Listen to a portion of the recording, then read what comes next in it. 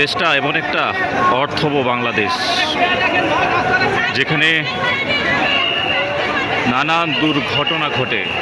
সেই দুর্ঘটনায় মানুষ হাসপাতালের সামনে ভিড় করে।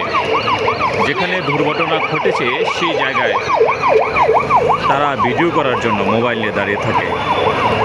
এমন একটি অর্থবহ দেশ যেখানে রাজনীতিবিদরা হাসপাতালের বারান্দায় হাসপাতালে এসে ভিড় জমায়, যেখানে ভিআইপি প্রোটেকশনের জন্য হাসপাতালে আসা রোগীদের অ্যাম্বুলেন্স হাসপাতালে পৌঁছাতে পারে না।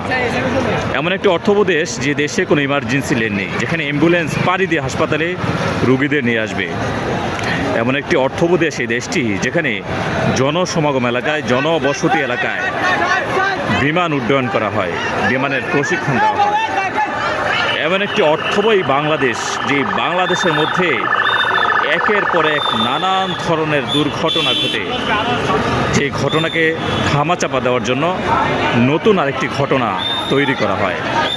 এমন একটি অর্থবহ বাংলাদেশ, যে বাংলাদেশের মধ্যে হাসপাতালে গেলে রোগীরা ঠিক মতো ট্রিটমেন্ট পায় না, কিন্তু হাসপাতালের দায়িত্বে থাকা যেসব কর্মকর্তা কর্মচারীরা তারা বিদেশে গিয়ে চিকিৎসা সেবা নেন।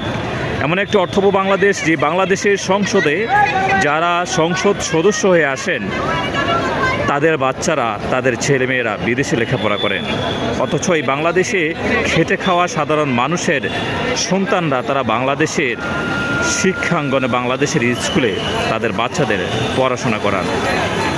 এই অর্থবহ বাংলাদেশে যারা ভিআইপি প্রোটোকল পান, তারা গুলশান বনানীর মতো রেস্টুরেন্টে বসে সারা রাতব্যাপী আড্ডা জমান, তারা সেখানে চিকেন খান, বিরিয়ানি খান, অথচ খেটে খাওয়া যে মানুষগুলো বাংলাদেশের